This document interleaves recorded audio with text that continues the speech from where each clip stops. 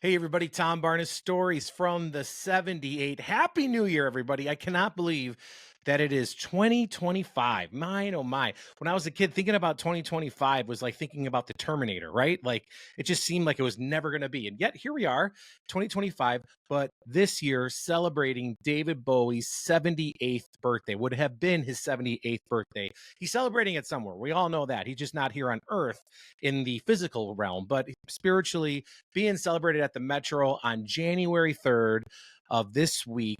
David Bowie's birthday at the Metro, Bowie Ball. That's what we're calling it. And I have my friend DJ Heaven Malone here to talk more about it. How you doing? Good, how are you? I'm awesome. You know what? I mean, I feel like this new year, there's a lot of hope, even though there might, the 2024 was a kind of a kick in the pants for a lot of people for a lot of reasons. And there's eternal hope whenever there's a new year. And Bowie Ball is a perfect way to kick off that new year. For folks that don't know about this event, can you just kind of run through what this thing is at the Metro here on January 3rd? Sure. Bowie Ball has been going on for like over 12 years. We had like 25 different Bowie Balls around the country. It's basically the celebration of the life of David Bowie. So we play his music all night. It's all deep cuts. We're not playing only three of his hits and that's it. We have live performers. We have drag queens. We have contortionists. We have sword swallowers. It's just a fun dance party. I DJ right on the floor, so you're there with me, and it's just a blast, honestly. If you're a fan, this is the party for you. And when you say you're playing deep cuts, is that all David Bowie deep cuts? Is there anybody else that gets intertwined in that? Or is this all David Bowie? So it's David Bowie has like a billion albums, but he's also Mhm. guests on a ton of other artists' albums, and various other artists have covered his songs too. So we do a great mix of like of those type of deep cuts. Like he's duetted with Cher. He's worked with Trent Reznor from Nine Inch Nails. I mean, it's all across the board. We skip through different genres of music because he's pretty much touched every genre of music. So Right? yeah, all encompassing. What is the randomest pair up that David Bowie has done that you've played? Whew, that's a tough one. There's so many. Random. Maybe when he was getting more into the drum and bass era, it seemed a bit random for some of his fans. Hmm. But yeah, I'm trying to think of the best duet. It's a little. There's just so many. I mean, he was working with Pet Shop Boys, during the Earthling era, and that was I love that album personally. Hmm. But that can be a little bit intense for some listeners. Well, and that's what I wanted to ask you. You mentioned you were only going to play a couple of his hits. So are you like the David Bowie fan when you hear like the songs on the radio? Are you like, oh, this one again versus, the 1,200 other songs that he has? I mean, I'm a child of the '80s, so I Me love the too. Let's Dance period. That's what I Ah, grew up with. It introduced me to Bowie. But I grew up in Philadelphia, and it played a pivotal role in Bowie's career during the Ziggy Stardust era. And growing up there, Bowie was just omnipresent in the music industry there. And why so? How so, I should say.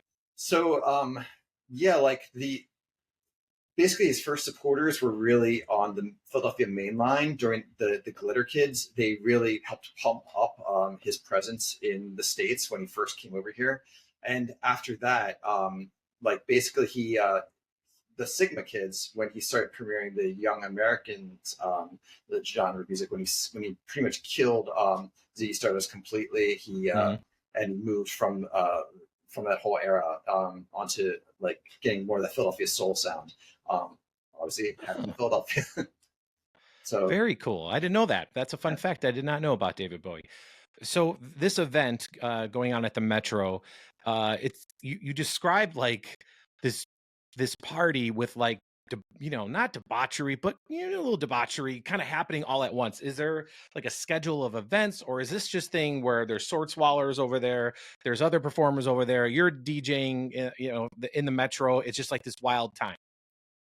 we do schedule a lot of it. So we build the night up like through the different genres of music.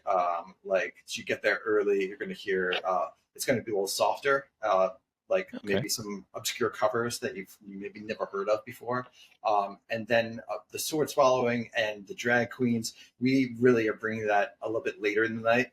So by 11 midnight, that's when that really starts to get going. And then we pump up the music a little bit more to some of the that you might start hearing more of the hits. We're going to see them throughout the night, but we're going to hit some of the even the more like aggressive dance music is going to come towards the end. So if you really like you want to stay for those really deep cuts, you're going to enjoy your time. What time does the party kick off?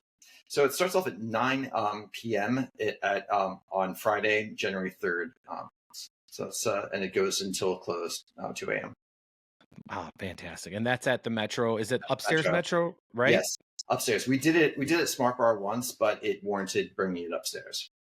Right. Uh, Well, yeah, I mean, it's David Bowie, people having a good time. As far as all the things that happened during this event that is on January 3rd, what's your favorite thing? Like, what is the thing you look forward to the most for that evening? it's you know, it's not that it's a sing along party, but most people there, they know like they know so many of the tracks. They know some of the tracks better than I do. So like just feeling that vibe with everyone, the love for Bowie, like just seeing everyone's face throughout the night, like just seeing that joy, connecting with everybody there. It's just like that's why I do it. It's I have to do it. I'm doing it for them. So and I'm going to keep doing Well, it once I can. yeah, and that's the purpose of music, right? It is to connect people, bring people together, especially on a cold January night in Yeah. Chicago. I mean, being inside a hot club, sweating Mhm. your ass off, dancing. And I imagine some people are encouraged to wear their best David Bowie apparel or tribute, right? 100%. Like I Yeah. love that the fans they come out all glittering, glammed up, dressed like a dandy or like an alien. It's really cool to see how the crowd gets in the mood. How do people get involved with this? How do they find tickets, go to, find out more information, the whole thing? So you can just go to bowieball.com. It has all the information there for you. You can buy tickets on like metrochicago.com or just right from bowieball.com as well.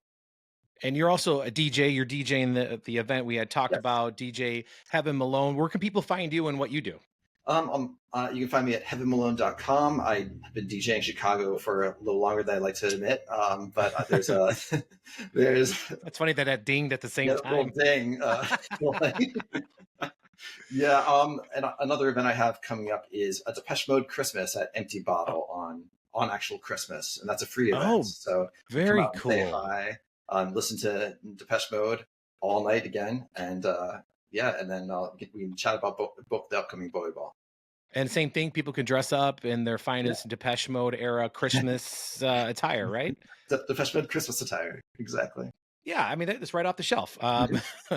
Thank you very much for taking time to chat with me. Definitely. Have a great event on Christmas. Happy New Year, excuse me, to you and the whole thing.